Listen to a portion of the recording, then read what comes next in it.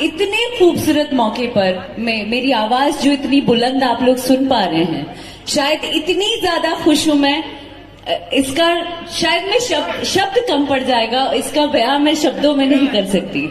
मैं हमारे ऊपर वो गाना शूट करता है कि जैसन सोचले रहनी ओइसन धनिया मोर बाड़ी, चाहले रहनी ऐसन पियवा मोर बड़ा।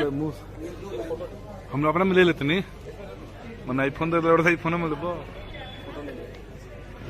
लेकिन आई थिंक आपको गाना चाहिए पहले, आपको पहले गाना चाहिए। आपकी शादी है, आपको गाना चाहिए और हमको नाचना चाहिए। क्या बोलते हैं? बिल्कुल। तो क्या शादी में मिस करके हम आ नहीं पाए, उसके लिए कान पकड़ के माफी चाहती हूँ। बट शादी का जो कसर है वो आज पूरा करना चाहती हूँ।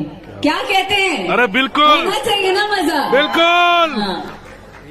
मनवा में बसल बाड़ी करे जावे में धासल हो, अरे तो बड़ा नीक लागेला शिवानी तहर हौसल हो।